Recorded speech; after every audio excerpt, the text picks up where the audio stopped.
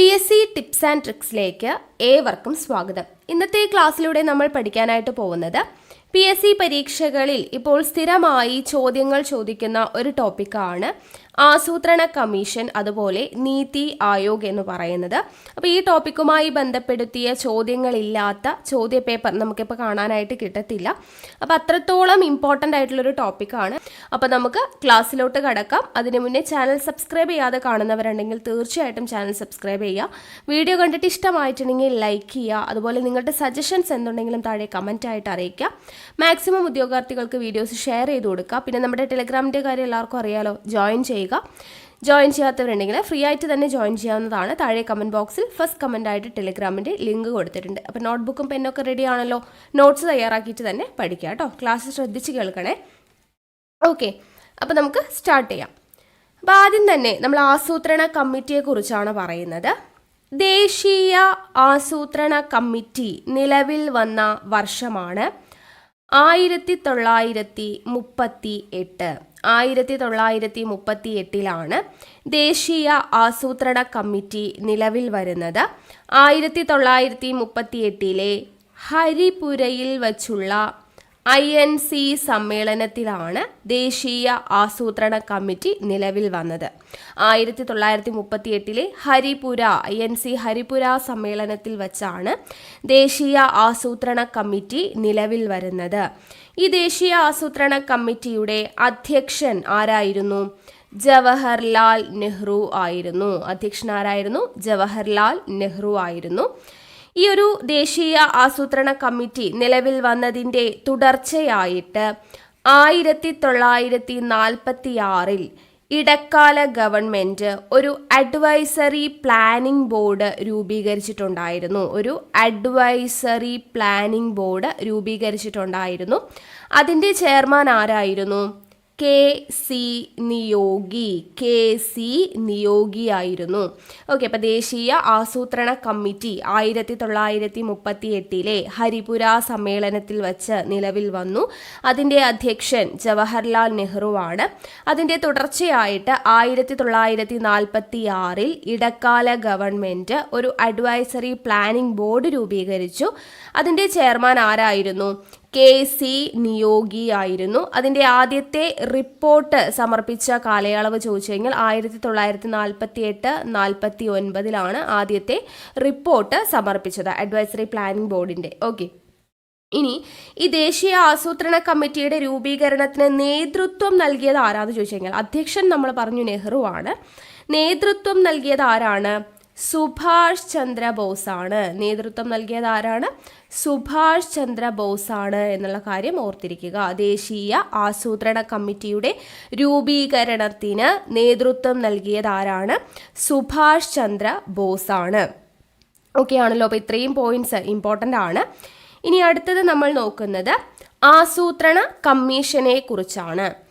ആസൂത്രണ കമ്മീഷൻ നിലവിൽ വന്ന വർഷം PSC റിപ്പീറ്റ് ചെയ്ത് ചോദിക്കുന്നതാണ്. 1950 മാർച്ച് 15 1950 മാർച്ച് 15 ആസൂത്രണ കമ്മീഷൻ നിലവിൽ വരുന്നത്.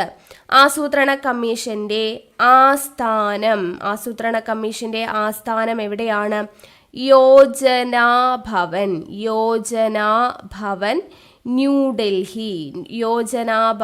ന്യൂഡൽഹിയിലാണ് ആസൂത്രണ കമ്മീഷന്റെ ആസ്ഥാനം. ആസൂത്രണ കമ്മീഷന്റെ അധ്യക്ഷൻ ആരാണ്? അധ്യക്ഷൻ പ്രധാനമന്ത്രിയാണ്. ആസൂത്രണ കമ്മീഷന്റെ അധ്യക്ഷൻ ആരായിരുന്നു? പ്രധാനമന്ത്രിയായിരുന്നു. മറ്റ് അംഗങ്ങൾ, അധ്യക്ഷൻ പ്രധാനമന്ത്രി, മറ്റ് അംഗങ്ങൾ ആരൊക്കെയാണ്? ഒരു ഉപാധ്യക്ഷൻ ഉണ്ടായിരിക്കും. കേന്ദ്ര ക്യാബിനറ്റ് നിയമിക്കുന്ന കമ്മീഷൻ അംഗങ്ങൾ ഉണ്ടായിരിക്കും. കേന്ദ്ര ക്യാബിനറ്റ് നിർദ്ദേശിക്കുന്ന കമ്മീഷൻ അംഗങ്ങൾ ഉണ്ടായിരിക്കും എന്നുള്ളത് ഓർത്തിരിക്കുക. ഈ ആസൂത്രണ കമ്മീഷന്റെ പ്രധാനപ്പെട്ട ചുമതല എന്ന് പറയുന്നത് എന്തൊക്കെയാണ്? പദ്ധതികളുടെ തയ്യാറാക്കൽ, അതുപോലെ നടത്തിപ്പ് എന്നിവ സംബന്ധിച്ച് നിർദ്ദേശങ്ങൾ തയ്യാറാക്കൽ. നടത്തിപ്പ് എന്നിവ സംബന്ധിച്ചിട്ടുള്ള നിർദ്ദേശങ്ങൾ തയ്യാറാക്കലാണ് ആസൂത്രണ കമ്മീഷന്റെ പ്രധാനപ്പെട്ട ചുമതലകൾ. ഈ ആസൂത്രണ കമ്മീഷൻ എന്ന് പറയുന്ന ഒരു മാതൃക ആശയം എന്ന് പറയുന്നത് നമ്മൾ കടമെടുത്തിരിക്കുന്നത് എവിടെ നിന്നാണ്? സോവിയറ്റ് യൂണിയനിൽ നിന്നാണ്. ഇമ്പോർട്ടൻ്റ് ആണ്. സോവിയറ്റ് യൂണിയനിൽ നിന്നാണ് ആസൂത്രണ കമ്മീഷൻ എന്ന് പറയുന്ന ആശയം നമ്മൾ കടമെടുത്തിരിക്കുന്നത് എന്നുള്ളത് ഓർത്തിരിക്കുക. ആസൂത്രണ കമ്മീഷൻ നിലവിൽ വന്നത് 1950 മാർച്ച് 15 ആസ്ഥാനം യോജനാ ഭവൻ, ന്യൂഡൽഹി. പ്രധാനമന്ത്രിയാണ് ആയിരുന്നു ആസൂത്രണ കമ്മീഷന്റെ അധ്യക്ഷൻ. മറ്റംഗങ്ങൾ ആരൊക്കെയാണ്? ഒരു ഉപാധ്യക്ഷൻ ഉണ്ടായിരിക്കും. കേന്ദ്ര ക്യാബിനറ്റ് നിയമിക്കുന്ന കമ്മീഷൻ അംഗങ്ങൾ ഉണ്ടായിരിക്കും. ചുമതലകൾ എന്തൊക്കെയാണ്? പദ്ധതികളുടെ തയ്യാറാക്കൽ, നടത്തിപ്പ് എന്നിവ സംബന്ധിച്ചിട്ടുള്ള നിർദ്ദേശങ്ങൾ തയ്യാറാക്കുക. ആസൂത്രണ കമ്മീഷൻ എന്ന് പറയുന്ന മാതൃക നമ്മൾ കടമെടുത്തിരിക്കുന്നത് സോവിയറ്റ് യൂണിയനിൽ നിന്നാണ് എന്നുള്ളതും ഓർത്തിരിക്കുക. ഇനി ഈ ആസൂത്രണ കമ്മീഷൻ അവരുടെ പദ്ധതികളെല്ലാം വിഭാവനം ചെയ്യുന്നത് എന്തിലൂടെയാണ്? പഞ്ചവത്സര പദ്ധതികളിലൂടെയാണ്. പഞ്ചവത്സര പദ്ധതികളിലൂടെയാണ് ആസൂത്രണ കമ്മീഷൻ അവരുടെ പദ്ധതികളെല്ലാം വിഭാവനം ചെയ്തിരുന്നത്. ആസൂത്രണ കമ്മീഷൻ എന്ന് പറയുന്നത് ഒരു ഉപദേശക സമിതിയാണ്. അഡ്വൈസറി ബോർഡാണ്. ആസൂത്രണ കമ്മീഷൻ എന്ന് പറയുന്നത് ഒരു ഉപദേശക സമിതിയാണ്. നാഷണൽ പ്ലാനിംഗ് കൗൺസിൽ നിലവിൽ വന്നത്, ആസൂത്രണ കമ്മീഷൻ നിലവിൽ വന്നത് 1950 മാർച്ച് 15 നാഷണൽ പ്ലാനിംഗ് കൗൺസിൽ നിലവിൽ വന്നത് എന്നാണെന്ന് ചോദിച്ചു കഴിഞ്ഞാൽ 1965 PSC റിപ്പീറ്റ് ചെയ്ത് ചോദിക്കുന്ന ക്വസ്റ്റ്യൻസ് ആണ് കേട്ടോ. ഈ പറയുന്ന ഓരോ പോയിന്റും ഇമ്പോർട്ടൻ്റ് ആണ്. നാഷണൽ പ്ലാനിംഗ് കൗൺസിൽ നിലവിൽ വന്നത് 1965 നാഷണൽ പ്ലാനിംഗ് കൗൺസിലിൻ്റെ ആദ്യത്തെ അധ്യക്ഷൻ ആരായിരുന്നു? നെഹ്റു ആയിരുന്നു. നെഹ്റു ആയിരുന്നു അധ്യക്ഷൻ. നാഷണൽ പ്ലാനിംഗ് കൗൺസിലിൻ്റെ അല്ല, ആസൂത്രണ കമ്മീഷന്റെ ആദ്യത്തെ അധ്യക്ഷനായിരുന്നു ആര്? നെഹ്റു. ആസൂത്രണ കമ്മീഷന്റെ ആദ്യത്തെ അധ്യക്ഷനായിരുന്നു നെഹ്റു. ഉപാധ്യക്ഷൻ ആരായിരുന്നു? ഗുൽസാരിലാൽ നന്ദയായിരുന്നു. അപ്പോൾ ആസൂത്രണ കമ്മീഷന്റെ ആദ്യത്തെ അധ്യക്ഷൻ എന്ന് പറയുന്നത് നെഹ്റു ആണ്. ആദ്യത്തെ ഉപാധ്യക്ഷൻ എന്ന് പറയുന്നത് ഗുൽസാരിലാൽ നന്ദയാണ്. അവസാന അധ്യക്ഷൻ, ആസൂത്രണ കമ്മീഷന്റെ അവസാനത്തെ അധ്യക്ഷൻ ആരായിരുന്നു? നരേന്ദ്ര മോദി ആയിരുന്നു. ഇനി മറ്റ് അംഗങ്ങൾ, ആസൂത്രണ കമ്മീഷനിലെ ആദ്യത്തെ അധ്യക്ഷൻ നെഹ്റു, ഉപാധ്യക്ഷൻ ഗുൽസാരിലാൽ നന്ദയാണെന്ന് പറഞ്ഞു. മറ്റംഗങ്ങൾ ആരൊക്കെയായിരുന്നു എന്ന് ചോദിച്ചു കഴിഞ്ഞാൽ C.D. ദേശ്മുഖ്, V.T. കൃഷ്ണമാചാര്യ, അതുപോലെ G.L. മേത്ത, R.K. പട്ടീൽ എന്നിവരായിരുന്നു മറ്റ് അംഗങ്ങൾ. ആസൂത്രണ കമ്മീഷനിൽ അംഗമായിട്ടുള്ള മറ്റ് അംഗങ്ങൾ ആരൊക്കെയാണ്? C.D. Deshmukh, V.T. Krishnamacharya, G.L. Mehta, R.K. Patil എന്നിവരാണ്. ആദ്യത്തെ അധ്യക്ഷനായിരുന്നത് നെഹ്റു, ആദ്യത്തെ ഉപാധ്യക്ഷനായിരുന്നത് ഗുൽസാരിലാൽ നന്ദ, അവസാനത്തെ അധ്യക്ഷനായിരുന്നത് നരേന്ദ്ര മോദി എന്നിവരാണ്. അവസാന ഡെപ്യൂട്ടി ചെയർമാൻ ആരാണ് എന്ന് ചോദിച്ചു കഴിഞ്ഞാൽ മൊണ്ടേക് സിംഗ് അലുവാലിയ ആണ്. അലുവാലിയ ആണ് അവസാന ഡെപ്യൂട്ടി ചെയർമാൻ. ആരാണ്? മൊണ്ടേക് സിംഗ് അലുവാലിയ. ഇനി ആസൂത്രണ കമ്മീഷൻ അറിയപ്പെടുന്ന ചില പേരുകളുണ്ട്. സമാന്തര ക്യാബിനറ്റ് എന്ന് അറിയപ്പെടുന്നുണ്ട്. ആസൂത്രണ കമ്മീഷൻ അറിയപ്പെടുന്ന പേരുകളാണ് സമാന്തര ക്യാബിനറ്റ് എന്നറിയപ്പെടുന്നത് ആസൂത്രണ കമ്മീഷനാണ്. സൂപ്പർ ക്യാബിനറ്റ് എന്നറിയപ്പെടുന്നുണ്ട്. സാമ്പത്തിക ക്യാബിനറ്റ് എന്നറിയപ്പെടുന്നത് ആസൂത്രണ കമ്മീഷനാണ്. ദേശീയ വികസനത്തിൻ്റെ ആണിക്കല്ല്, ദേശീയ വികസനത്തിൻ്റെ ആണിക്കല്ല് എന്നറിയപ്പെടുന്നത് ആസൂത്രണ കമ്മീഷനാണ്. ഓക്കെ, അപ്പോൾ സമാന്തര ക്യാബിനറ്റ്, സൂപ്പർ ക്യാബിനറ്റ്, സാമ്പത്തിക ക്യാബിനറ്റ്, ദേശീയ വികസനത്തിൻ്റെ ആണിക്കല്ല് എന്നീ പേരുകളിലെല്ലാം അറിയപ്പെടുന്നത് ആസൂത്രണ കമ്മീഷനാണ്. ആസൂത്രണ കമ്മീഷൻ ആദ്യമായിട്ട് നാഷണൽ ഹ്യൂമൻ ഡെവലപ്മെൻറ്റ് റിപ്പോർട്ട് പ്രസിദ്ധീകരിച്ചത്, നാഷണൽ ഹ്യൂമൻ ഡെവലപ്മെൻറ്റ് റിപ്പോർട്ട് പ്രസിദ്ധീകരിച്ചത് എപ്പോഴാണെന്ന് ചോദിച്ചു കഴിഞ്ഞാൽ 2001 ആസൂത്രണ കമ്മീഷൻ ആദ്യമായിട്ട് നാഷണൽ ഹ്യൂമൻ ഡെവലപ്മെൻറ്റ് റിപ്പോർട്ട് പ്രസിദ്ധീകരിച്ചത് എന്നാണ്? 2001 എന്നുള്ളത് ഓർത്തിരിക്കുക. ഓക്കെ, അപ്പോൾ ഇത്രയും പോയിന്റ്സ് നമ്മൾ ആസൂത്രണ കമ്മീഷനെ കുറിച്ച് അറിഞ്ഞിരിക്കണം. അടുത്തത് കേരള സംസ്ഥാന ആസൂത്രണ കമ്മീഷനെ കുറിച്ചാണ് നമ്മൾ പറയുന്നത്. കേരള സംസ്ഥാന ആസൂത്രണ കമ്മീഷൻ നിലവിൽ വന്ന വർഷം 1967 നിലവിൽ വരുന്നത്. ഓക്കെ, ഇപ്പോൾ കേരള സംസ്ഥാന ആസൂത്രണ കമ്മീഷൻ നിലവിൽ വന്നത് 1967 അധ്യക്ഷൻ ആരാണ്? മുഖ്യമന്ത്രിയായിരുന്നു. മുഖ്യമന്ത്രിയായിരുന്നു. ആദ്യത്തെ അധ്യക്ഷൻ എന്ന് പറയുന്നത് EMS ആണ്. ആദ്യത്തെ അധ്യക്ഷൻ ആരായിരുന്നു? EMS ആയിരുന്നു. ആദ്യത്തെ ഉപാധ്യക്ഷൻ ആയിരുന്നു MK ഹമീദ്. ഇത് ചോദിച്ചിട്ടുണ്ട് കേട്ടോ. കേരള സംസ്ഥാന ആസൂത്രണ കമ്മീഷന്റെ ആദ്യത്തെ മുഖ്യമന്ത്രി ആരാണ്? ആദ്യത്തെ അധ്യക്ഷനായ മുഖ്യമന്ത്രി ആരാണ്? EMS ചോദിച്ചിട്ടുണ്ട്. ആദ്യത്തെ ഉപാധ്യക്ഷൻ ആരായിരുന്നു? MK ഹമീദ് ആയിരുന്നു എന്നുള്ളത് ഓർത്തിരിക്കുക. ഓക്കെ ആണല്ലോ. അപ്പോൾ കേരള സംസ്ഥാന ആസൂത്രണ കമ്മീഷൻ നിലവിൽ വന്നത് 1967. അധ്യക്ഷൻ മുഖ്യമന്ത്രിയാണ്. ആദ്യത്തെ അധ്യക്ഷൻ ആരായിരുന്നു? EMS ആയിരുന്നു. ആദ്യത്തെ ഉപാധ്യക്ഷൻ MK ഹമീദ് ആയിരുന്നു. ഇനി നാഷണൽ ഡെവലപ്മെന്റ് കൗൺസിൽ, ദേശീയ വികസന സമിതി എന്നുള്ളതാണ് national Development council, NDC. Okay, അപ്പോൾ നാഷണൽ ഡെവലപ്മെന്റ് കൗൺസിൽ നിലവിൽ വന്നത് അല്ലെങ്കിൽ സ്ഥാപിച്ചത് എപ്പോഴാണ്? 1952 ഓഗസ്റ്റ് 6 രൂപീകരിക്കുന്നത്. നാഷണൽ ഡെവലപ്മെന്റ് കൗൺസിൽ രൂപീകരിച്ച വർഷം 1952 ഓഗസ്റ്റ് 6 ഇതൊരു ഉപദേശക സമിതിയാണ്, ഒരു അഡ്വൈസറി ബോർഡാണ് നാഷണൽ ഡെവലപ്മെന്റ് കൗൺസിൽ എന്ന് പറയുന്നത്. പഞ്ചവത്സര പദ്ധതികൾക്ക് 5 ഇയർ പ്ലാൻസിന് അന്തിമ അനുമതി നൽകുക എന്ന് പറയുന്നത് ആരുടെ ഡ്യൂട്ടിയാണ്? നാഷണൽ ഡെവലപ്മെന്റ് കൗൺസിലിന്റെ ഡ്യൂട്ടിയാണ്. അപ്പോൾ പഞ്ചവത്സര പദ്ധതികൾക്ക് അന്തിമ അനുമതി നൽകുന്നത് നാഷണൽ ഡെവലപ്മെന്റ് കൗൺസിലാണ്, ദേശീയ വികസന സമിതിയാണ് എന്നുള്ളത് ഓർത്തിരിക്കുക.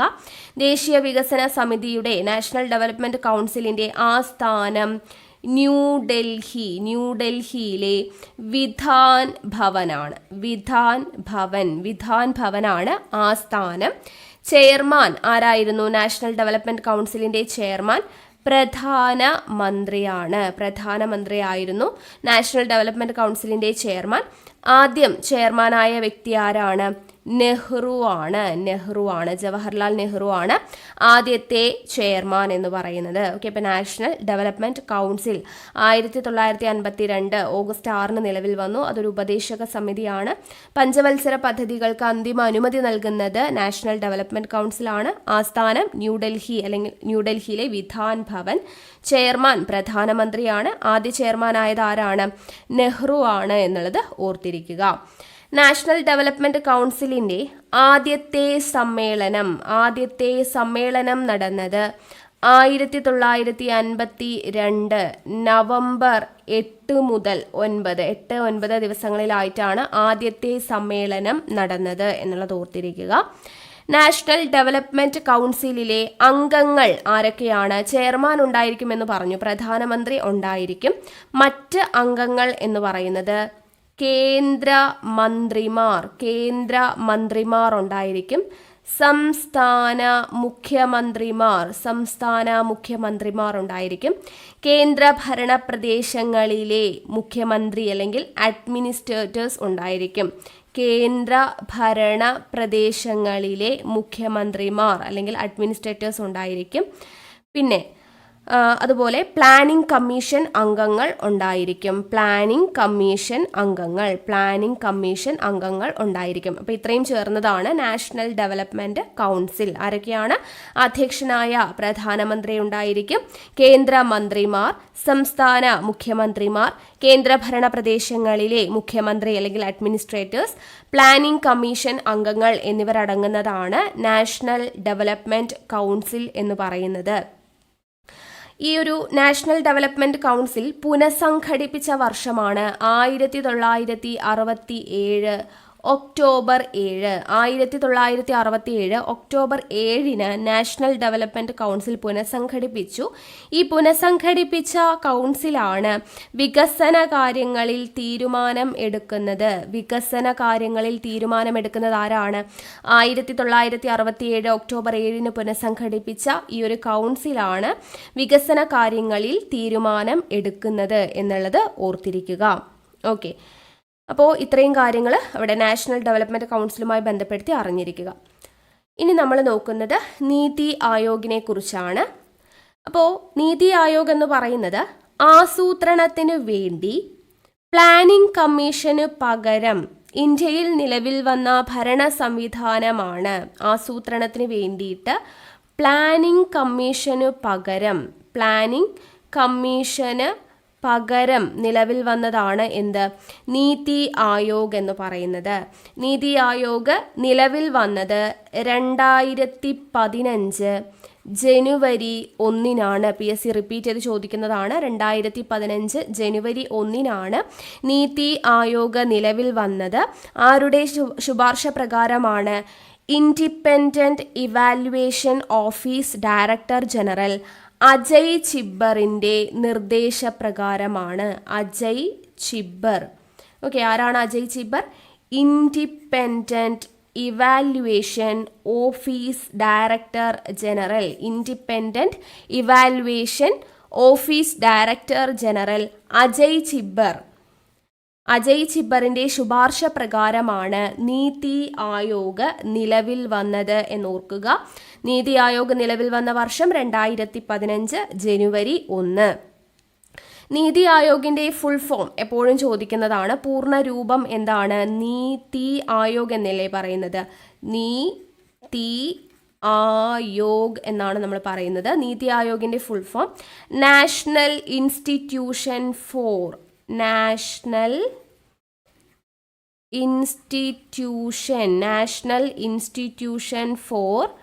ട്രാൻസ്ഫോമിംഗ് ഇന്ത്യ ആയോഗ് കേട്ടോ. Transforming India Aayog, national institution for transforming India Aayog എന്നുള്ളതാണ് നീതി ആയോഗ് എന്നുള്ളതിൻ്റെ പൂർണ്ണ രൂപം എന്ന് പറയുന്നത്. ഇതും ഒരു ഉപദേശക സമിതിയാണ്, ഒരു അഡ്വൈസറി ബോർഡാണ് നീതി ആയോഗ് എന്ന് പറയുന്നത്. അപ്പോൾ നീതി ആയോഗിൻ്റെ വർഷം ഇമ്പോർട്ടൻ്റ് ആണ്, പൂർണ്ണ രൂപം ആരുടെ നിർദ്ദേശപ്രകാരമാണ്, എല്ലാം ഇമ്പോർട്ടൻ്റ് ആണ്. ഇനി അധ്യക്ഷൻ? നീതി ആയോഗിൻ്റെ അധ്യക്ഷനും ആര് തന്നെയാണ്? പ്രധാനമന്ത്രി തന്നെയാണ് അധ്യക്ഷനായിട്ട് വരുന്നത്. പിന്നെ പ്രധാനമന്ത്രി അധ്യക്ഷനായിട്ടുണ്ട്. ബാക്കിയുള്ള അംഗങ്ങൾ ആരൊക്കെയാണ്? എല്ലാ സംസ്ഥാനങ്ങളിലെയും മുഖ്യമന്ത്രിമാർ ഉണ്ടായിരിക്കും. കേന്ദ്രഭരണ പ്രദേശങ്ങളിലെ ലഫ്റ്റനന്റ് ഗവർണർമാർ ഉണ്ടായിരിക്കും. അപ്പോൾ ഇവരെല്ലാം ചേർന്നതാണ് നീതി ആയോഗ്. പ്രധാനമന്ത്രി ഉണ്ടായിരിക്കും, എല്ലാ സംസ്ഥാനങ്ങളിലെയും മുഖ്യമന്ത്രിമാരുണ്ടായിരിക്കും, കേന്ദ്രഭരണ പ്രദേശങ്ങളിലെ ലഫ്റ്റനന്റ് ഗവർണർമാരും കൂടെ ചേർന്നൊരു ഉപദേശക സമിതിയാണ് നീതി ആയോഗ് എന്ന് പറയുന്നത്. ഇന്ത്യയുടെ പോളിസി കമ്മീഷൻ എന്ന് അറിയപ്പെടുന്നത് നീതി ആയോഗാണ്. ഇന്ത്യയുടെ പോളിസി കമ്മീഷൻ എന്ന പേരിൽ അറിയപ്പെടുന്നത് നീതി ആയോഗാണ്. ഇന്ത്യയുടെ തിങ്ക് ടാങ്ക് എന്നറിയപ്പെടുന്നത് നീതി ആയോഗാണ്. ഇത് രണ്ടും ഇമ്പോർട്ടൻ്റ് ആണ്. ഇന്ത്യയുടെ പോളിസി കമ്മീഷൻ എന്നറിയപ്പെടുന്നതും ഇന്ത്യയുടെ തിങ്ക് ടാങ്ക് എന്നറിയപ്പെടുന്നതും നീതി ആയോഗാണ് എന്നുള്ളത് ഓർത്തിരിക്കുക. ഇനി നീതി ആയോഗിൻ്റെ ലക്ഷ്യങ്ങൾ എന്തൊക്കെയാണ്? നീതി ആയോഗിൻ്റെ ലക്ഷ്യങ്ങൾ, ഒന്ന്, ഇത് ഇമ്പോർട്ടൻ്റ് ആണ്. ഇപ്പോൾ കഴിഞ്ഞിട്ടുള്ള കുറേയധികം പരീക്ഷകളിൽ നീതി ആയോഗിൻ്റെ ലക്ഷ്യങ്ങളിൽ ഉൾപ്പെടുന്നത് ഏത് എന്ന് പറഞ്ഞുകൊണ്ട് ചോദ്യങ്ങൾ വന്നിട്ടുണ്ടായിരുന്നു. അപ്പോൾ നോട്ട് ചെയ്ത് വെച്ചേക്കുക. നീതി ആയോഗിൻ്റെ ലക്ഷ്യങ്ങൾ: ഒന്ന്, വ്യവസായ സേവന മേഖലകളിൽ സർക്കാർ പങ്കാളിത്തം കുറയ്ക്കുക. എന്താണ്? വ്യവസായ സേവന മേഖലകളിൽ സർക്കാർ പങ്കാളിത്തം എന്ത് ചെയ്യുക? കുറയ്ക്കുക എന്നുള്ളതാണ് ആദ്യത്തെ ലക്ഷ്യം. വ്യവസായ സേവന മേഖലകളിൽ സർക്കാർ പങ്കാളിത്തം കുറയ്ക്കുക. രണ്ടാമത്തെ ലക്ഷ്യം, പ്രബല മധ്യവർഗത്തെ സുസ്ഥിര സാമ്പത്തിക വളർച്ച നേടാൻ പ്രയോജനപ്പെടുത്തുക. പ്രബല മധ്യവർഗത്തെ സുസ്ഥിര സാമ്പത്തിക വളർച്ച നേടാൻ പ്രയോജനപ്പെടുത്തുക. മൂന്നാമത്തെ ലക്ഷ്യം, കാർഷിക മേഖലയെ മിശ്ര കാർഷിക ഉൽപാദനത്തിലൂടെ പുരോഗതിയിലേക്ക് എത്തിക്കുക. കാർഷിക മേഖലയെ എന്ത് ചെയ്യുക? കാർഷിക മേഖലയെ മിശ്ര കാർഷിക ഉൽപാദനത്തിലൂടെ പുരോഗതിയിലേക്ക് എത്തിക്കുക. നാലാമത്തെ ലക്ഷ്യം, പ്രവാസി ഇന്ത്യക്കാരുടെ സേവനം സാമ്പത്തിക സാങ്കേതിക വളർച്ചയ്ക്ക് ഉപയുക്തമാക്കുക. പ്രവാസി ഇന്ത്യക്കാരുടെ സേവനം സാമ്പത്തിക സാങ്കേതിക വളർച്ചയ്ക്ക് ഉപയുക്തമാക്കുക. അതുപോലെ അഞ്ചാമത്തെ ലക്ഷ്യമാണ്, ആധുനിക സാങ്കേതിക വിദ്യയുടെ സഹായത്തോടെ നഗരങ്ങളെ സുരക്ഷിത ആവാസ കേന്ദ്രങ്ങളാക്കി മാറ്റുക. ആറാമത്തെ ലക്ഷ്യം, സുസ്ഥിര വികസന ലക്ഷ്യങ്ങൾ നേടുക. ഏഴാമത്തെ ലക്ഷ്യമാണ് സഹകരണ ഫെഡറലിസം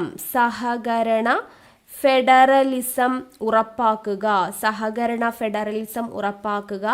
എട്ടാമത്തെ ലക്ഷ്യം, ആഗോള മാറ്റങ്ങളുടെയും വിപണി ശക്തികളുടെയും ഇടപെടലുകൾ നേരിടാൻ രാജ്യത്തെ പ്രാപ്തമാക്കുക. ആഗോള മാറ്റങ്ങളുടെയും വിപണി ശക്തികളുടെയും ഇടപെടലുകൾ നേരിടാൻ രാജ്യത്തെ പ്രാപ്തമാക്കുക. ഇതൊക്കെയാണ് പ്രധാനപ്പെട്ട ലക്ഷ്യങ്ങൾ എന്ന് പറയുന്നത്. എന്തൊക്കെയാണ്?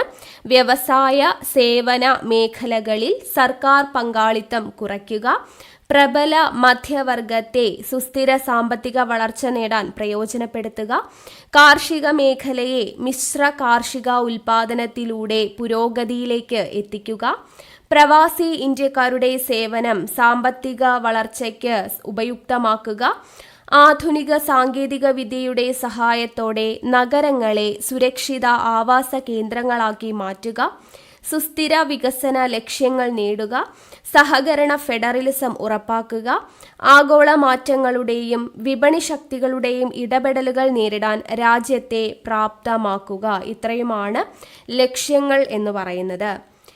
ഇനി നീതി ആയോഗിൻ്റെ അധ്യക്ഷൻ ആരാണെന്ന് നമ്മൾ പറഞ്ഞല്ലേ. അധ്യക്ഷൻ എന്ന് പറയുന്നത് പ്രധാനമന്ത്രിയാണ്. നീതി ആയോഗിൻ്റെ അധ്യക്ഷൻ പ്രധാനമന്ത്രിയാണ്. ആദ്യത്തെ അധ്യക്ഷൻ, നീതി ആയോഗിൻ്റെ ആദ്യത്തെ അധ്യക്ഷൻ, പ്രഥമ അധ്യക്ഷനും നിലവിലെ അധ്യക്ഷൻ ആരാണ് എന്ന് ചോദിച്ചു കഴിഞ്ഞാൽ ആര് തന്നെയാണ്? നരേന്ദ്രമോദി തന്നെയാണ്. നരേന്ദ്രമോദിയാണ് നീതി ആയോഗിൻ്റെ ആദ്യത്തെ അധ്യക്ഷനും നിലവിലെ അധ്യക്ഷനും എന്നത് ഓർത്തിരിക്കുക. ഇനി ഉപാധ്യക്ഷൻ ഉണ്ടെന്ന് പറഞ്ഞു. ഉപാധ്യക്ഷന്റെ പദവി എന്ന് പറയുന്നത് ഒരു ക്യാബിനറ്റ് മന്ത്രിയുടെ പദവിക്ക് തുല്യമാണ് എന്നത് ഓർത്തിരിക്കുക. ഉപാധ്യക്ഷന്റെ പദവി ആരുടെ പദവിക്ക് തുല്യമാണ്? ഒരു ക്യാബിനറ്റ് മന്ത്രിയുടെ പദവിക്ക് തുല്യമാണ് ഒരു ഉപാധ്യക്ഷന്റെ പദവി എന്ന് പറയുന്നത്. പ്രഥമ ഉപാധ്യക്ഷൻ ആരാണ്? നീതി ആയോഗിൻ്റെ PSC സ്ഥിരം ചോദിക്കുന്നതാണ്. നീതി ആയോഗിൻ്റെ പ്രഥമ ഉപാധ്യക്ഷൻ എന്ന് പറയുന്നത് അരവിന്ദ് അരവിന്ദ് പനഗരിയായിരുന്നു നീതി ആയോഗിൻ്റെ പ്രഥമ ഉപാധ്യക്ഷൻ എന്ന് പറയുന്നത്. ഓക്കെ, അപ്പോൾ നിലവിലെയും ആദ്യത്തെയും അധ്യക്ഷൻ മോദിയാണ്. ആദ്യത്തെ ഉപാധ്യക്ഷൻ ആരാണ്? അരവിന്ദ് പനഗരിയാണ്. അദ്ദേഹത്തിൻ്റെ ഒരു പുസ്തകമുണ്ട്, അത് ഓർത്തിരിക്കുക. ആദ്യത്തെ ഉപാധ്യക്ഷനായ നീതി ആയോഗിൻ്റെ ആദ്യത്തെ ഉപാധ്യക്ഷനായ അരവിന്ദ് പനഗരിയയുടെ ബുക്കാണ് ഇന്ത്യ ദ എമർജിംഗ് ജൈന്റ്. എന്താണ് പുസ്തകത്തിൻ്റെ പേര്? ഇന്ത്യ ദ എമർജിംഗ് ജയന്റ് എന്ന് പറയുന്നത് ഇമ്പോർട്ടൻ്റ് ആയിട്ടുള്ളൊരു പുസ്തകമാണ്, ചോദിച്ചിട്ടുണ്ട് കേട്ടോ. അപ്പോൾ നീതി ആയോഗിൻ്റെ ആദ്യത്തെ ഉപാധ്യക്ഷനായ അരവിന്ദ് പനഗരിയുടെ പുസ്തകം ഏതാണ്? ഇന്ത്യ ദ എമർജിംഗ് ജയന്റ് എന്ന് പറയുന്നത്. രണ്ടാമത്തെ ഉപാധ്യക്ഷൻ ആരായിരുന്നു? രാജീവ് കുമാർ. രണ്ടാമത്തെ ഉപാധ്യക്ഷൻ ആരായിരുന്നു? രാജീവ് കുമാർ. നിലവിലെ ഉപാധ്യക്ഷൻ ചോദിച്ചു കഴിഞ്ഞാൽ ഇമ്പോർട്ടൻ്റ് ആണ്, സുമൻ ബേറിയാണ്. സുമൻ ബേറിയാണ് നിലവിലെ ഉപാധ്യക്ഷൻ എന്നുള്ളത് ഓർത്തിരിക്കുക. ഇനി പ്രഥമ CEO, ആദ്യത്തെ നീതി ആയോഗിൻ്റെ ആദ്യത്തെ CEO ആരായിരുന്നു? സിന്ധു ശ്രീ ഖുള്ളർ ആയിരുന്നു. സിന്ധു ശ്രീ ഖുള്ളർ ആയിരുന്നു ആദ്യത്തെ CEO.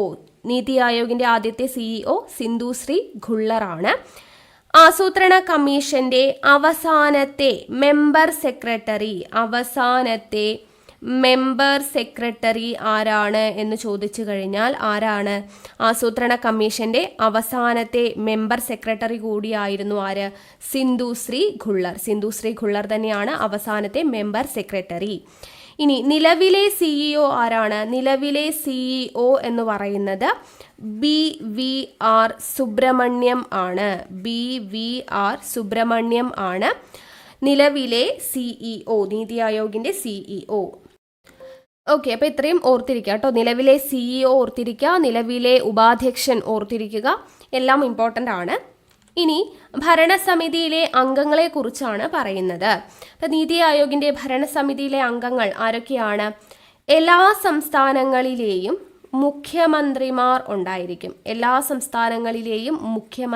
ഉണ്ടായിരിക്കും. കേന്ദ്രഭരണ പ്രദേശങ്ങളിലെ ലഫ്റ്റനന്റ് ഗവർണർമാർ ഉണ്ടായിരിക്കും. കേന്ദ്രഭരണ പ്രദേശങ്ങളിലെ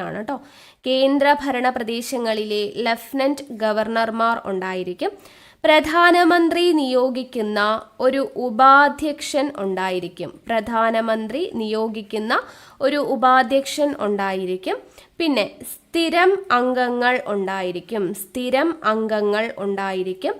അതുപോലെ അടുത്തതായിട്ട് എക്സ് ഓഫീഷ്യോ അംഗങ്ങൾ. ഇപ്പോൾ നിലവിൽ 4 എക്സ് ഓഫീഷ്യോ അംഗങ്ങളാണ് ഉള്ളത്. 4 എക്സ് ഓഫീഷ്യോ അംഗങ്ങളുണ്ട്. അതായത് അനൗദ്യോഗിക അംഗങ്ങൾ 4 പേരുണ്ട്. സ്പെഷ്യൽ ഇൻവൈറ്റീസ് ഉണ്ടായിരിക്കും. പിന്നെ അടുത്തത് ചീഫ് എക്സിക്യൂട്ടീവ് ഓഫീസർ CEO ഉണ്ടായിരിക്കും. ഇവരെല്ലാം അടങ്ങുന്നതാണ് ഭരണസമിതി എന്ന് പറയുന്നത്. അപ്പോൾ ഭരണസമിതിയിലെ അംഗങ്ങൾ ആരൊക്കെയാണ്? എല്ലാ സംസ്ഥാനങ്ങളിലെയും മുഖ്യമന്ത്രിമാർ, കേന്ദ്രഭരണ പ്രദേശങ്ങളിലെ ലഫ്റ്റനന്റ് ഗവർണർമാർ, പ്രധാനമന്ത്രി നിയോഗിക്കുന്ന ഉപാധ്യക്ഷൻ, അതുപോലെ സ്ഥിരം അംഗങ്ങൾ ഉണ്ടായിരിക്കും. 4 ഇപ്പോൾ നിലവിൽ 4 എക്സ് ഓഫീഷ്യോ അംഗങ്ങളാണ് ഉള്ളത്, അനൗദ്യോഗിക അംഗങ്ങളാണുള്ളത്. സ്പെഷ്യൽ ഇൻവൈറ്റീസ് ഉണ്ട്. CEO ചീഫ് എക്സിക്യൂട്ടീവ് ഓഫീസറും ഉണ്ട്. ഓക്കെ, അപ്പോൾ ഇതിൽ സ്ഥിരം അംഗങ്ങളുണ്ട് എന്ന് പറഞ്ഞല്ലേ. അപ്പോൾ ആരൊക്കെയാണ് ഈ മുഴുവൻ സമയ അംഗങ്ങൾ അല്ലെങ്കിൽ സ്ഥിരാംഗങ്ങൾ എന്ന് പറയുന്നത്? VK Saraswat, Ramesh Chand, doctor VK Paul, VK Saraswat, Ramesh Chand, doctor VK Paul. രണ്ടിടത്തും VK കാണുന്നുണ്ട് അല്ലേ. അപ്പോൾ VK സാരസ്വത്, VK പോൾ, രമേശ് ചന്ദ്, ഇവർ 3 പേരുമാണ് സ്ഥിരം അംഗങ്ങൾ അല്ലെങ്കിൽ മുഴുവൻ സമയ അംഗങ്ങൾ എന്ന് പറയുന്നത്. നിലവിലെ എക്സ് ഓഫീഷ്യോ അംഗങ്ങൾ ആരൊക്കെയാണെന്ന് ചോദിച്ചു കഴിഞ്ഞാൽ, ഒന്ന് രാജ്നാഥ് സിംഗ്, അമിത് ഷാ, നിർമ്മല സീതാരാമൻ, നിർമ്മല സീതാരാമൻ, നരേന്ദ്ര സിംഗ് തോമർ, നരേന്ദ്ര സിംഗ് തോമർ എന്നിവരാണ് നിലവിലെ എക്സ് ഓഫീഷ്യോ അംഗങ്ങൾ എന്ന് പറയുന്നത്. രാജ്നാഥ് സിംഗ്, അമിത് ഷാ, നിർമ്മല സീതാരാമൻ, നരേന്ദ്ര സിംഗ് തോമർ എന്നിവരാണ് എക്സ് ഓഫീഷ്യോ അംഗങ്ങൾ എന്ന് പറയുന്നത്. ഇനി സ്പെഷ്യൽ ഇൻവൈറ്റീസ് ഉണ്ടെന്ന് പറഞ്ഞു അല്ലേ, അതായത് പ്രത്യേക ക്ഷണിതാക്കൾ എന്ന് മലയാളത്തിൽ പറയും. സ്പെഷ്യൽ ഇൻവൈറ്റീസ്, പ്രത്യേക ക്ഷണിതാക്കൾ. അതിലാരൊക്കെയാണുള്ളത്? നിതിൻ ഗഡ്കരി, നിതിൻ ഗഡ്കരി ഉണ്ട്. പീയൂഷ് ഗോയൽ, പീയൂഷ് ഗോയൽ ഉണ്ട്. ദെൻ ഇന്ദർജിത്ത് സിംഗ്, ഇന്ദർജിത്ത് സിംഗ്, ഇന്ദർജിത്ത് സിംഗ് ഉണ്ട്. വീരേന്ദ്ര കുമാർ, വീരേന്ദ്ര കുമാർ. അശ്വിനി വൈഷ്ണവ്, അശ്വിനി വൈഷ്ണവ്, അശ്വിനി വൈഷ്ണവ്. ഇവരെല്ലാമാണ് ഇപ്പോഴത്തെ നിലവിലുള്ള സ്പെഷ്യൽ ഇൻവൈറ്റീസ്. നിതിൻ ഗഡ്കരി, പീയൂഷ് ഗോയൽ, ഇന്ദർജിത്ത് സിംഗ്, വീരേന്ദ്ര കുമാർ, അശ്വിനി വൈഷ്ണവ് എന്നിവരാണ്. ഓക്കെ, അപ്പോൾ ഇത്രയും കാര്യങ്ങൾ ഇവിടെ ഓർത്തിരിക്കുക. ഇനി അടുത്തത് നീതി ആയോഗിൻ്റെ പ്രവർത്തനങ്ങളെക്കുറിച്ച് പറയാൻ വേണ്ടി പോവാണ്. അതിനു മുന്നേ ഈ താൽക്കാലിക അംഗങ്ങളെന്ന് പറഞ്ഞില്ലേ, താൽക്കാലികമായിട്ടുള്ള അംഗങ്ങളെന്ന് പറയുന്നത് പ്രധാനപ്പെട്ട ഏതെങ്കിലുമൊക്കെ സർവകലാശാലകളിലും ഗവേഷണ സ്ഥാപനങ്ങളിലും ഉള്ളവരായിരിക്കും എന്നുള്ളത് ഓർത്തിരിക്കുക. അതുപോലെ അനൗദ്യോഗിക അംഗങ്ങൾ, എക്സ് ഒഫീഷ്യോ അംഗങ്ങൾ എന്ന് പറയുന്നത് പ്രധാനമന്ത്രി നിയമിക്കുന്ന കേന്ദ്രമന്ത്രിമാരായിരിക്കും. നമ്മൾ നേരത്തെ പറഞ്ഞില്ലേ എക്സ് ഒഫീഷ്യോ അംഗങ്ങൾ ആരൊക്കെയാണ് എന്നുള്ളത്. അപ്പോൾ ഈ എക്സ് ഒഫീഷ്യോ അംഗങ്ങൾ എന്ന് പറയുന്നത് പ്രധാനമന്ത്രി നിയമിക്കുന്ന കേന്ദ്രമന്ത്രിമാരാണ്. രാജ്നാഥ് സിംഗ്, അമിത് ഷാ, നിർമ്മല സീതാരാമൻ, നരേന്ദ്ര സിംഗ് തോമർ, ഇവരെല്ലാവരും കേന്ദ്രമന്ത്രിമാരാണ്. അപ്പോൾ പ്രധാനമന്ത്രി നിയമിക്കുന്ന കേന്ദ്രമന്ത്രിമാരാണ് എക്സ് ഒഫീഷ്യോ അംഗങ്ങളായിട്ട് ഉണ്ടാവുക എന്നുള്ളത് ഓർത്തിരിക്കുക. പിന്നെ ചീഫ് എക്സിക്യൂട്ടീവ് ഓഫീസർ, CEO ഉണ്ടെന്ന് പറഞ്ഞല്ലേ. അപ്പോൾ CEO, ഇപ്പോഴത്തെ നിലവിലെ CEO ആരാണെന്ന് നമ്മൾ പറഞ്ഞല്ലോ, BVR സുബ്രഹ്മണ്യമാണ്. അപ്പോൾ CEOനെ നിയമിക്കുന്നത് ആരാണ്? പ്രധാനമന്ത്രിയാണ്. നിയമിക്കുന്നത് ആരാണ്? പ്രധാനമന്ത്രിയാണ്. അതും കൂടെ ഓർത്തിരിക്കുക കേട്ടോ. ഇനി നീതി ആയോഗിൻ്റെ പ്രവർത്തനങ്ങൾ. നീതി ആയോഗിൻ്റെ മുഴുവൻ പ്രവർത്തനങ്ങളെയും 4 തിരിക്കാം. പ്രധാനമായിട്ടും 4 തലങ്ങളായിട്ടാണ് തിരിക്കാനായിട്ട് പറ്റുന്നത്. ഇമ്പോർട്ടൻ്റ് ആണ്. നീതി ആയോഗിൻ്റെ പ്രവർത്തനങ്ങളെ 4 തലങ്ങളായിട്ട് നമുക്ക് തിരിക്കാം. ഒന്ന്, നയവും പ്രോഗ്രാം ഫ്രെയിം വർക്കും. എന്താണ്? നയവും പ്രോഗ്രാം ഫ്രെയിം വർക്കും. 4 തലങ്ങളായിട്ട് നമുക്ക് നീതി ആയോഗിൻ്റെ പ്രവർത്തനങ്ങളെ തിരിക്കാം. നയവും പ്രോഗ്രാം ഫ്രെയിം വർക്കും. 2, corporative federalism. Corporative federalism. Corporative federalism. 3, നിരീക്ഷണവും വിലയിരുത്തലും. നിരീക്ഷണവും വിലയിരുത്തലും. 4, think tank knowledge and innovation hub. എന്താണ്? Think tank knowledge and innovation hub. ഇങ്ങനെ 4 തലങ്ങളായിട്ടാണ് നീതി ആയോഗിൻ്റെ മുഴുവൻ പ്രവർത്തനങ്ങളെയും തിരിക്കുന്നത്. നയവും പ്രോഗ്രാം ഫ്രെയിം വർക്കും, കോർപ്പറേറ്റീവ് ഫെഡറലിസം, നിരീക്ഷണവും വിലയിരുത്തലും, think tank knowledge and innovation hub. ഇതാണ് നീതി ആയോഗിൻ്റെ പ്രവർത്തനങ്ങളെ നമുക്ക് 4 തലങ്ങളായിട്ട് തിരിക്കാൻ വേണ്ടി പറ്റുന്നത്. ഓക്കെ, ഇനി നീതി ആയോഗിൽ ലഫ്റ്റനന്റ് ഗവർണർക്ക് പകരം മുഖ്യമന്ത്രി അംഗമായിട്ടുള്ള കേന്ദ്രഭരണ പ്രദേശങ്ങൾ ഇമ്പോർട്ടൻ്റ് ആണ്. നീതി ആയോഗിൽ ലഫ്റ്റനന്റ് ഗവർണർക്ക് പകരം മുഖ്യമന്ത്രി അംഗമായ കേന്ദ്രഭരണ പ്രദേശങ്ങളാണ് ഡൽഹി, അതുപോലെ തന്നെ പുതുച്ചേരി. ഓക്കെ, ഇമ്പോർട്ടൻ്റ് ആണ് കേട്ടോ. അപ്പോൾ നീതി ആയോഗിലെ ലഫ്റ്റനന്റ് ഗവർണർക്ക് പകരം മുഖ്യമന്ത്രി അംഗമായ കേന്ദ്രഭരണ പ്രദേശങ്ങൾ ഏതൊക്കെയാണ്? ഡൽഹിയും പുതുച്ചേരിയുമാണ്. നീതി ആയോഗിൻ്റെ കീഴിൽ സ്ഥാപിതമായ സ്വയം ഭരണാധികാര സ്ഥാപനം ആണ് national institute of labour economics research and development, NILERD, നിലേഡ് എന്ന് പറയുന്നത് കേട്ടോ. എന്താണ്? National institute of labour economic research and development, national institute of labour economics research and development ആണ് നീതി ആയോഗിൻ്റെ കീഴിൽ സ്ഥാപിതമായ സ്വയം ഭരണാധികാര സ്ഥാപനമാണ് കേട്ടോ. സ്വയം ഭരണാധികാര സ്ഥാപനമാണ് എന്നത് ഓർത്തിരിക്കുക. നീതി ആയോഗിൻ്റെ അറ്റാച്ച്ഡ് ഓഫീസ് എന്ന് പറയുന്നത് ഏതാണ്? ഡെവലപ്മെൻറ്റ് മോണിറ്ററിംഗ് ഇവാലുവേഷൻ ഓഫീസാണ് കേട്ടോ. DMEO ആണ് നീതി ആയോഗിൻ്റെ അറ്റാച്ച്ഡ് ഓഫീസ് എന്ന് പറയുന്നത്. Development monitoring evaluation office, development monitoring evaluation ഓഫീസാണ്. അത് വന്നത് 2015 നിലവിൽ വന്നത് അല്ലെങ്കിൽ സ്ഥാപിതമായത് എന്നുള്ളത് ഓർത്തിരിക്കുക. നീതി ആയോഗിൻ്റെ അറ്റാച്ച്ഡ് ഓഫീസാണ് development monitoring and evaluation office എന്ന് പറയുന്നത്. ഓക്കെ, ഇനി അടുത്തത് നീതി ആയോഗിൻ്റെ ആദ്യ സമ്മേളനം നടന്നത് എപ്പോഴാണ്? നീതി ആയോഗിൻ്റെ ആദ്യ സമ്മേളനം നടന്നത് 2015 ഫെബ്രുവരിയിലാണ് ആദ്യത്തെ സമ്മേളനം നടന്നത് കേട്ടോ. നീതി ആയോഗിൻ്റെ ആദ്യത്തെ സമ്മേളനം നടന്നത് 2015 ഫെബ്രുവരിയിലാണ്. അതിൻ്റെ പേരെന്തുവായിരുന്നു? ടീം ഇന്ത്യ എന്നായിരുന്നു കേട്ടോ. അപ്പോൾ ആദ്യ സമ്മേളനത്തിൻ്റെ പേരാണ് ടീം ഇന്ത്യ എന്ന് പറയുന്നത്. അപ്പോൾ അതിൻ്റെ അധ്യക്ഷൻ ആരായിരുന്നു? നരേന്ദ്ര മോദി ആയിരുന്നു അധ്യക്ഷൻ എന്ന് പറയുന്നത് ആദ്യത്തെ സമ്മേളനത്തിൻ്റെ. 2022-23 ഇന്ത്യയുടെ നവീകരണം ലക്ഷ്യമാക്കി നീതി ആയോഗ് ആരംഭിച്ച ഒരു സംരംഭമാണ് strategy for new India at 75. എന്താണ്? Strategy for new India at 75 എന്ന് പറയുന്നത് എന്താണ്?